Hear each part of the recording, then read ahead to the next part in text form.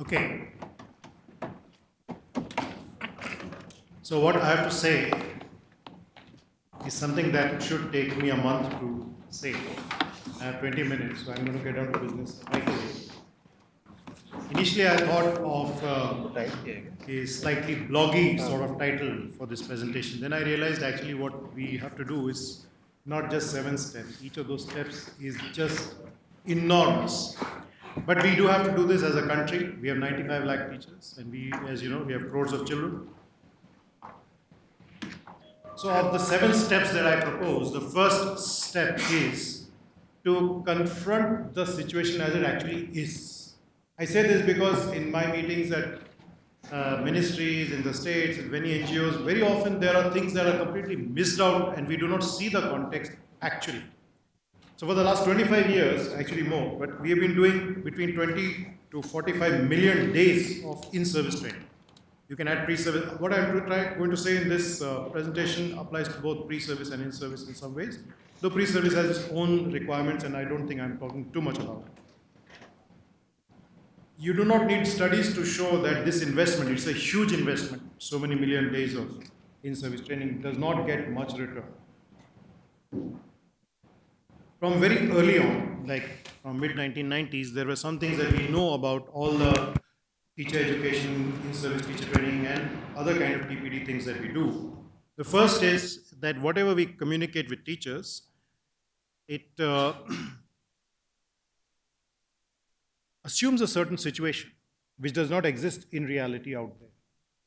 About 70% teachers face multi-grade situations, but all our training assumes that they are going to be in mono-grade situations. It's only now that we are beginning to talk about multiple languages, but it was assumed that everything will happen in the language of the school. It was assumed that children will have support at home. It was assumed that children are broadly homogeneous. So this is called DTF, as in designed to fail. Whatever we communicated to teachers was designed to fail because it had a one-size-fits-all pedagogy. And do you know even now there are states where teachers are ordered what they have to teach on which day at what time, as if a tribal school and a city school can do the same thing at the same time. A second big thing that happened right in the beginning was that everybody focused a lot on developing teachers' competence, subject knowledge, for example. Competence is the ability to do, it is not the equivalent of actually doing. Performance is not the same. So a person with an MEd might not do as well as a person with just a DLEd, because the person with MEd feels that, oh, I should be somewhere else. He does not have that motivation. All the kind of training processes that existed, they talked about activity-based learning, but through a lecture-based approach. So the kind of didactic processes that we saw of mainly lectures being given, they did not really translate into action. And as we spoke in the panel discussion, under a command and control system, you can only go so far in teacher development. Then in the last 8 to 10 years, we certainly have an explosion in online content. A lot of it is through the Diksha portal, which unfortunately allows click-through. And teachers, do you know, have competitions to see who can complete a course fastest. The current national winner is a 27-second course completer. And when one state put a bar that if you do not complete these training programs, your salary increment will be blocked. I met a teacher who said, I can't operate this, so I got my son who's in class 7 to do it. Now he completed the course and I am getting my salary. And this point came up again and again. Several leaders will say that there is not a teacher who does not experience training fatigue, especially in the government education system. We are not analyzing failure of teacher education in India enough. We may discuss teacher shortages and so on. Now, there are many reasons for that. Last year when I spoke in this forum, I talked about how education systems learn, and I tried to unravel why the system is the way it is. This time I'm not going there. You can look up that video. I'm going to talk about what the real challenge is in teacher education. Teacher education is not just about information, content, skills, concepts. It's about changing as a person profoundly. Why does that happen? Because educational quality, if you look at Right to Education or NCF now, it talks of certain kinds of relationships, certain kinds of processes, higher order learning outcomes.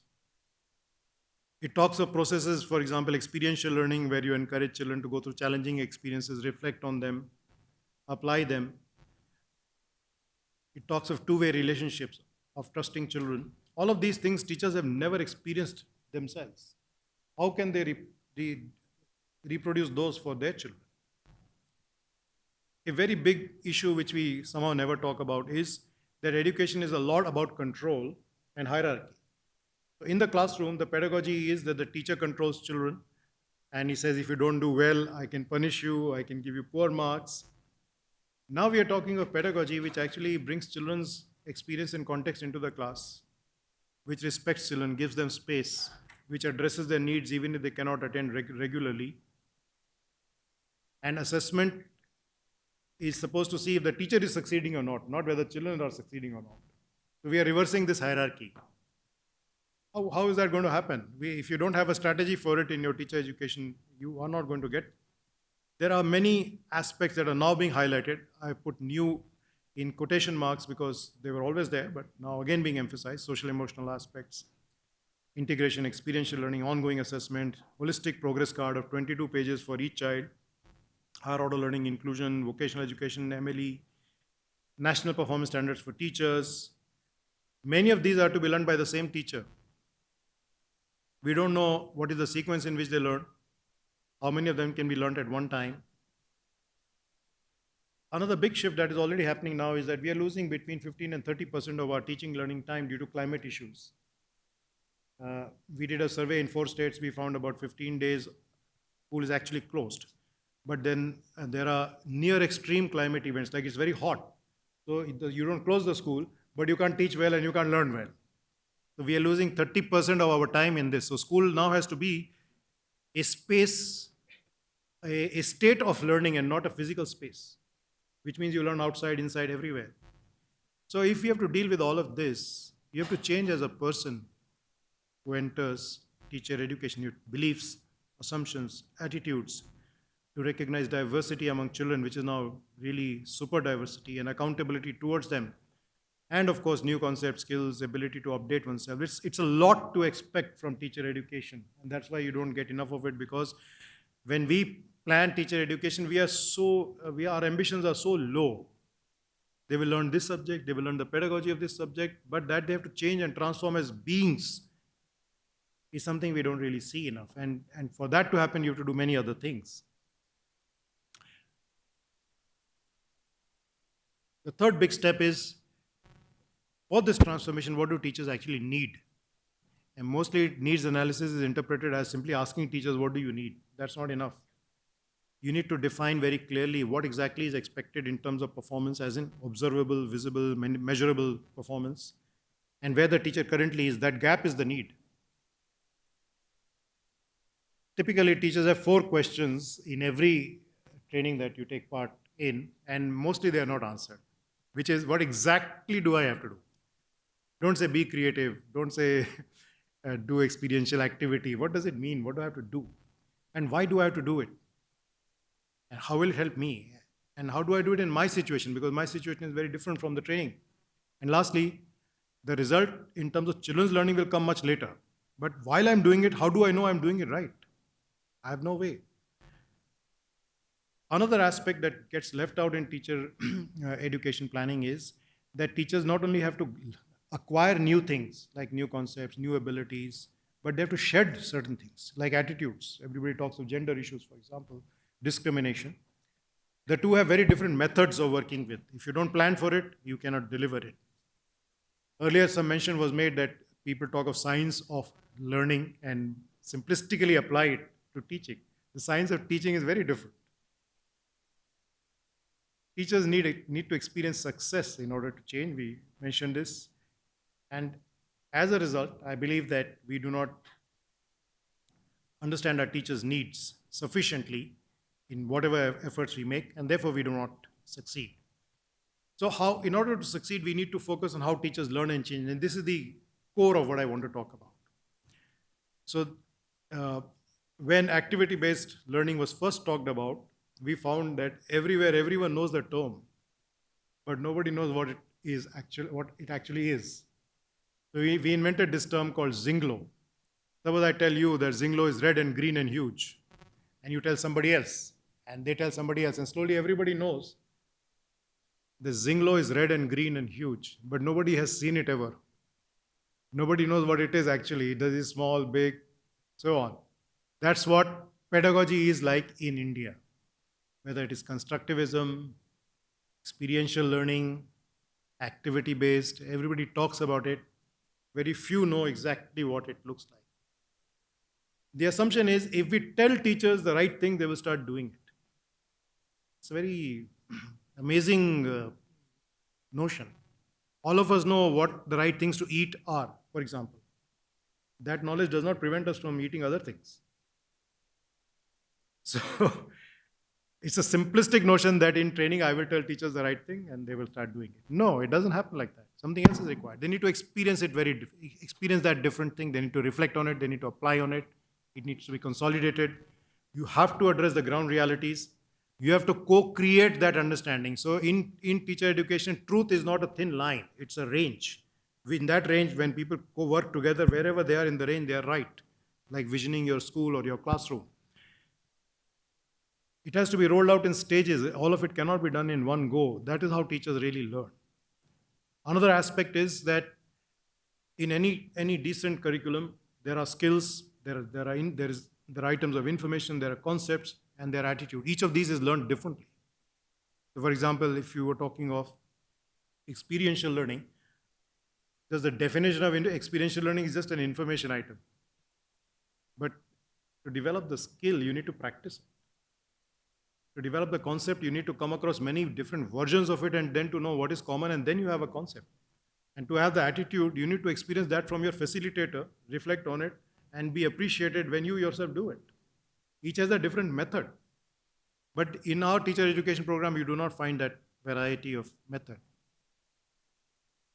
I did a major evaluation of activity-based learning in Tamil Nadu, and I found to my surprise that we interviewed 3,000 teachers. About 70% of them said, we do not care for this pedagogy, but we are doing this because our secretary and minister listened to us. They held many meetings, sat on the floor with us. They asked us, what are you doing? What do you find difficult? And what should we do to support you? That is why we are doing it. I replicated this approach in Bangladesh in 11 different spots where officials only had to listen to teachers and do nothing else. And each of those places, teachers started doing new things which they already knew but were not doing. I have data now on this. Listening is much more important than telling. A lot of change has to happen. For example, in a training program, when teachers took turns to serve food, when one group of teachers was serving food, 9 teachers refused to eat food that day because they do not want food served by certain categories of people. What would you do as a trainer? What's the emotionally safe environment within which those 9 teachers, ultimately we want them to change. We don't want only to tell them that they are wrong. We want them to become better teachers. How are you going to do it? So essentially, how participants feel is common sense, but that's really what makes a difference. It's also important to share principles. For example, if I say, when introducing something new, refer to previous knowledge. That's a principle. I can do it through song or dance or picture or discussion. So the principle happens everywhere, every time, but in a different way. We need to share more of that. What happens is we share procedures. When introducing this topic, raise this question, children will say this in response. We have procedurized principles. It doesn't work. It's needed only in a few places like assessment. It's not needed in pedagogy. Teachers learn a lot of things, not just through the formal communication, but through all that is happening, When lunch takes place, does the trainer stand in the line? Do you feel welcome in the place or not? That is the tacit knowledge. That is as important in teacher education as in anything else. So teacher education needs to practice what it is asking teachers to do, both outside the classroom and any formal situation as well.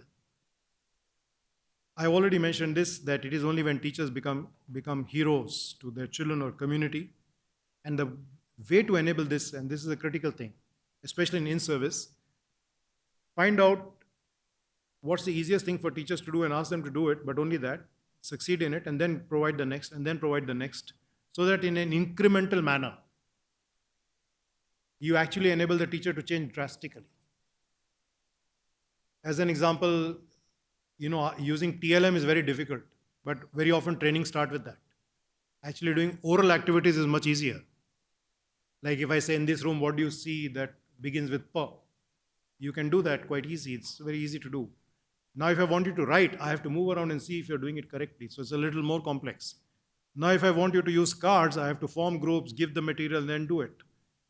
So teachers should succeed at the easier thing first, and then at the more complex. I won't talk much about the online part, but basically there are some things which are, a few things can be done better online, but a lot of things can't. A key thing that we have learned is that there are three kinds of sequences that apply to teachers. So teachers change through stages of being in a state of, especially government teachers, they attend a workshop because they are ordered to attend. If you start doing, straight away offering them gyan, then they will say, sir, very good, and they will do nothing and they will go away. But if you do something in which they have no choice but to actually engage, like ask an open question like, is textbook a bigger problem or a teacher? Then you will find that the real person stands up and argues with you, not a pretend social front. And usually that manifests in disagreement. And that's a good sign. Then your role is to start doing interesting things. Like what are the games you played when you were young? What did we learn from it? What are the principles? How can we apply it in the class? Here is an example. Start doing things which really are practical for them. Then you will find that they start having some doubts. Maybe this training is not as bad or as mad as we thought. And if you stick with it for 4 days and they feel it is useful, they start supporting it. If you don't follow this, you will basically have all teachers singing your praise and doing nothing in the class afterwards. The last stage of empowerment is when teachers confidently do it in their class with preparation, knowledge, intent. That happens only when they succeed in the class with support from a CRC, BRC head or a supportive supervisor of some kind. A second category of sequence, there are certain skills that are learned, which I already mentioned, so I won't go into it. The third, and this is experiential learning, I cannot quote data on this, but repeatedly I found that there is a sequence or a ladder of attitudinal change. So teachers first change their attitude about children in general, that children are capable. Then they change their attitude that poor children from low income backgrounds are also capable. Then they come to accept that children from religions other than their own are capable. Then they accept that children from certain caste groups are capable. And right in the end, they accept that girls are capable. In this sequence, each layer gives you the emotional equipment and security to deal with the next one. If you miss it, what happens is when you come to the upper one, you do not have that mental, social, emotional equipment and the security to make that change. So if you straight away, for example, in India, they're following, this IDS Sussex model of institutional analysis, they try to work on gender issues. Straight away, they would just have arguments with teachers like, do you think कि हमको घर में झाड़ू लगाना चाहिए? Is that what we have to do? It would boil down to that because all the previous part of it was missing. It's a sad realization, but I have also found that if we do follow this sequence in a matter of days, people's views change quite drastically. So we need to look at all of this in a holistic manner, in a long-term way, and not look at slivers. I am doing FLN training and that's it. No, sorry, you have to be a little bit more than that. Also, teacher education doesn't work if your authority comes from the authority you represent. SPD has sent me, secretary has sent me, therefore listen to me. That's coercive use of power. Generative use of power is that you attend a program and you really want to know more. You find it so exciting that you can't wait for the lunch to end so that you can attend. That is real power which makes actual teacher development happen. So when we use generative power, we can really go far. But for this to happen, we need to prepare our teacher educators. Everybody's talked about it. It's a huge gadda in India. Mostly, I've rarely come across teacher educators who can do what they're asking teachers to do. Rarely. And don't think it's as easy. You might think, yeah, it's very good, I can do it. But let me take you to a tribal school in a crowded space. You know what you will find? All your theory will be kept aside, because when you enter that space, the smell will be so much of children who have not been able to have a bath because there is no water in that place. You will not be able to speak. So reality is a lot more than what we think it is. And teacher educators have to be able to deal with it. Who should be our teacher educators? Experts may or may not be good enough. We feel somebody knows mathematics very well. Is that good enough? No.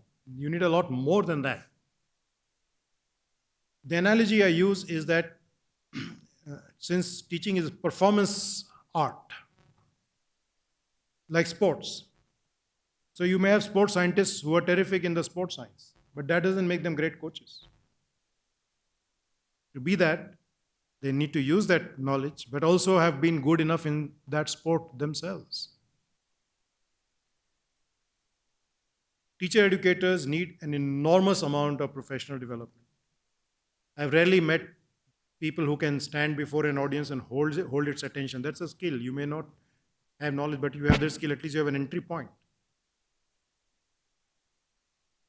From the morning, a point that has come up again and again is that when teachers go back after training and they work in their classroom, the support they get there, that supportive supervision is critical. But that mechanism is something that needs a lot of work. We need to prepare our people for it. One aspect we found very useful is to find ways to define performance, measure it, keep data on it. We worked on this with 8,500 schools. So we know that as a system, it really works. So performance data helps you know that if I have 20 schools on this particular expectation, like getting children to speak, which school is not able to do it, and therefore I visit only that school. Or if most of them are not able to do it, then I need to hold an online session or a meeting to get everybody to do it. In the absence of this kind of data, our in-field inputs remain very vague. One use of technology for teacher educators is recommendation engine, that if you see a teacher is unable to do this, what exactly should you suggest? So that's something which we could look at. For all of this to roll out on scale, this part I already mentioned, when you fix the inputs, your outcomes are very variable. Suppose you fix every teacher will get 20 days of training, some will do well and some will not do well.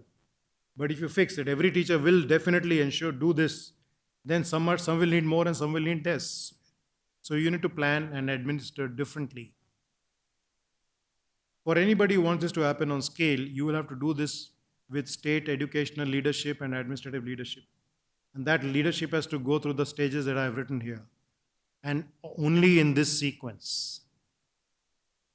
They need to first generate a vision of what this new classroom will look like, what will be happening there, what will children be doing, what will teachers be doing, what will you hear, who will be saying what. That's the kind of vision they need to have.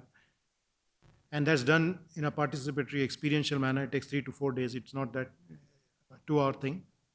But once they do that, it's good for them to go back to the field, try things out. But then, in the next interaction, they need to work seriously on the beliefs and assumptions that underlie this kind of vision. Are children empty pots to be filled up, wet clay to be molded? Is memorizing a bad thing or a good thing? Is a teacher a villain or a victim? Is it a bad idea to say that education is mainly to get a job? There are a number of issues on which a lot of debate, discussion is. This is where people actually change. The underlying beliefs and assumptions is the whole process of doing it. I'm not going into it. Next, you are ready to look at approaches to knowledge and subjects. When we were young, just having a lot of information was considered knowledgeable. But today, with a mobile phone, you have that. So, who is a knowledgeable person? Science is no more knowing the content of science. It is about science literacy, as is being said. So, what does that mean? What is the implication? Then, do you need a textbook? There are a number of things that need to be discussed. And of course, once you have done that, that whole group gets a common understanding, a common language. It is now ready to review what it actually exists in the state and work towards reconceptualizing it. And through this whole process, in the tacit aspect, you generate the kind of relationships and processes which manifest everything you're trying to communicate. If you have this kind of shared vision, like this is what our classroom will look like, and encourage all teachers to do it in their own way, you will find much more success than in insisting that everybody has to follow exactly this. So you can have a common but decentralized approach. This one is a very big problem in our work, that it's very difficult to set targets.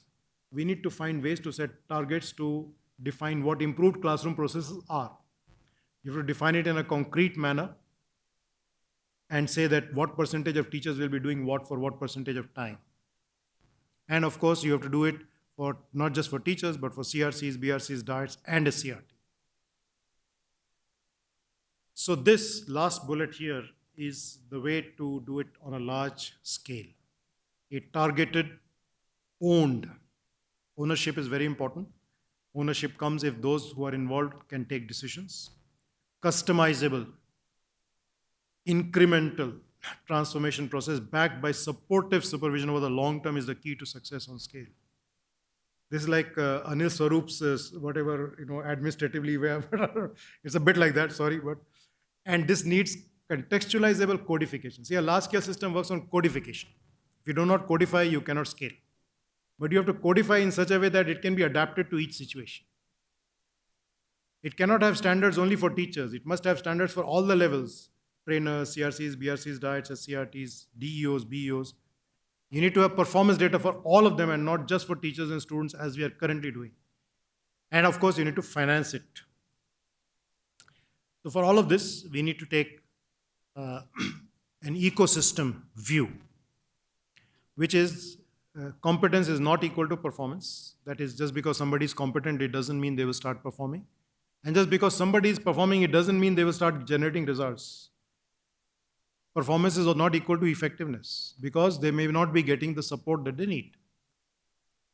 If there is competence and there are enabling conditions, if working conditions are reasonably okay, if materials are available, time is available, then it can generate performance. If a teacher performs and is supported, say through supervisor or academically, then of course it leads to results. So this point, from competence to enabling conditions to performance to supportive conditions, this whole thing is teacher education.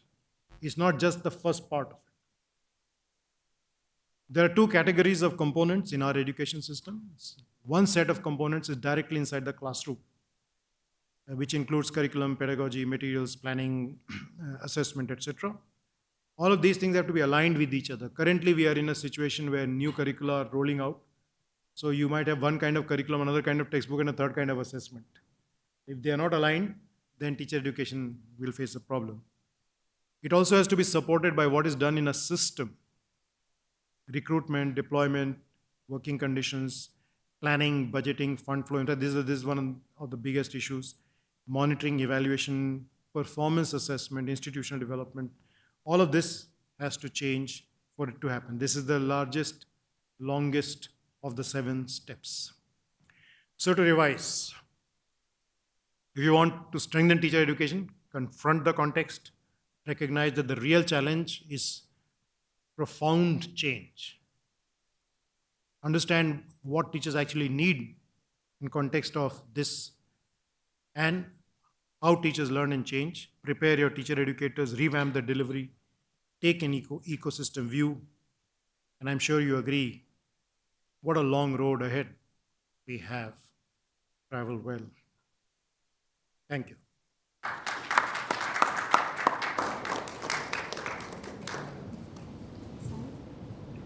Thank you so much, sir. We have 5 minutes for any questions from the audience, if anyone has. Just ask. So, thanks for beautiful presentation. Say, speak loudly. Can you hear me now? Yeah. Thanks for your beautiful presentation and a lot of insights. Can you quote few examples or case studies where this has been, like you said, implemented, and how it was done and what challenges did you face? Right. Ratul? Subir, thank you. It's always insightful to listen to you and some of the experience that you share. So, while listening to this and your previous conversations also, I was just trying to understand that what is the success for teacher education? With all the conversation that's been around, it seems that it's the impact that students learning. How about understanding what teachers need for their own self-development? And therefore, what about the aspects of, say, mastery, autonomy, purpose, for them to develop as professionals?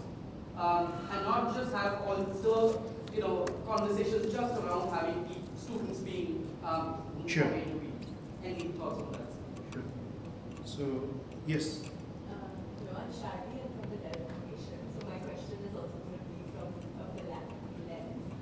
We work quite a lot with state governments, and we've funded a lot of teacher trainings. Some of the feedback we've gotten is that, like you said, right, the person who's doing our training, it's a cascade model. It's someone younger than us. We know more than them. I'm curious to understand how to get, how to get teachers to sort of how to look at the teacher educators, how to look at the recruitment of that, and how long do you think one needs to minimum invest in teacher training in a state how many years one needs to invest to actually see change? Right. So on the examples or case studies, I wrote a paper on case studies of teacher education in DPEP for the World Bank, and I'll share that with you. But in states like Kerala, Assam, Karnataka are places where we tried a method wherein, and firstly, trainers were actually selected through a proper selection test. It was often a 3-day workshop and not just like a written test. That makes a huge difference because then people don't want to just please the bosses. Trainers themselves went through an 8 to 10 month process before they were allowed to train people. In one case, their final test was to train teachers who were suddenly called for training. And the thing was that they have to feel good that they suddenly got called, at least. So there are many such things that have been done. Kerala is a very big example. Kerala used to rank 31 in the first NAS. And after this work, it came in the top 3. It has stayed there. But the problem is wherever we have succeeded, and we've succeeded sometimes on very large scale, it generates a huge backlash in the system because empowered teachers stop listening to nonsense from officials and empowered officials stop listening to nonsense from politicians. So sometimes there are 500 transfers in a day. Some SPDs, I will not mention their name, they got transferred or had cases filed on them. So that's what I referred to in my last year's speech on how do education systems learn. So please look it up. I'll share that with you. In terms of success, do look up ADEPTS, Ratul. ADEPTS is a set of performance indicators that was developed with the MHRD, UNICEF, and all the states of India called Advancement in Educational Performance through Teacher Support. These are standards for teachers, CRCs, BRCs, DIETs, and SCRTs. And it was in operation for a long time. Funding was tied to it, and it got some reasonably good results. And it does define what success means for teacher from teacher's perspective. More recently, we are working with Anganwadis, and we are measuring how Anganwadis feel successful. I can share that with you at a later time. On this, on the cascade, and I'll just take 1 or 2 minutes. One thing we've trained our trainers in, who are young trainers, is in what we call white hair management. How do you train people who are so senior to you? So in our context, nobody listens to you if you're right. They listen to you if they like you. So how to be likable is an important element. We've done a lot of experiment on Cascade, and I can share that with you. We have some information. This part I want to mention for everyone. So we invented a thing called reconstruction approach to training. And this was done in UP in, again, many states. Suppose training has 24 sessions, the trainers are trained on 40 sessions. They have to choose for their batch which 24 they are going to do, and 5 are compulsory, and every other session it's only mentioned its beginning, middle, or end. When they make their own version, they own it a lot more. So I have transmission gain, I don't have transmission loss. It's been done and it really works. On how long to invest, I think if you have an uninterrupted investment, that is to say SPD secretary change doesn't make a difference, I would say that 27 months is the minimum. 3 years is a reasonable thing.